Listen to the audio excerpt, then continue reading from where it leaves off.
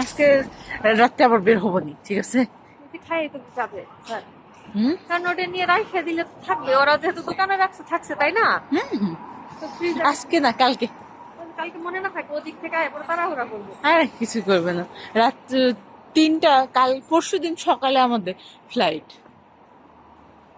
তো বের হবো তো রাত 2টা কয়টার দিকে, 12টার পরে।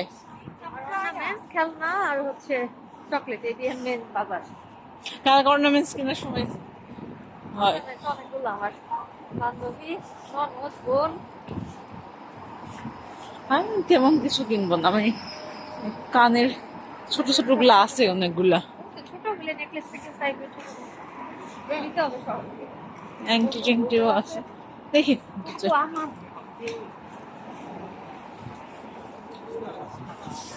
আমার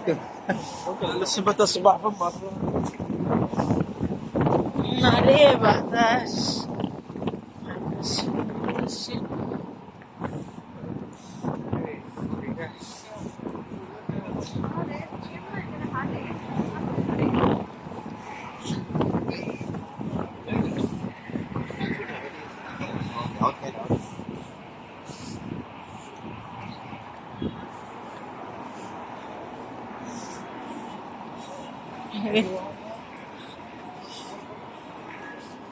কালকে আরেকটা দিন।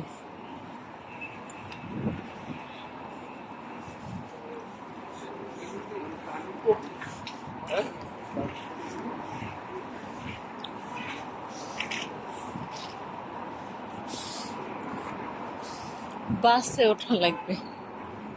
কত দূরে বলছো এটা স্যার? না, যাওয়া ঘোরার জন্য?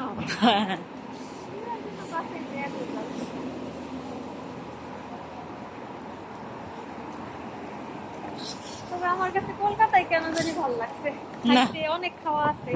কলকাতা খাবার খাই আরাম, কিন্তু বস্তির মতন পুরাটাই। জানি না, আমরা যেদিকে থাকছি ওরকম বসতিও না, মানে কেন আপনি কলকাতা নিউ মার্কেট যাননি? মার্কেট গেছি, ওই এলাকাটা পুরো বস্তির মতো মনে ওদিকটা হয়নি? থাকা হয় নাই।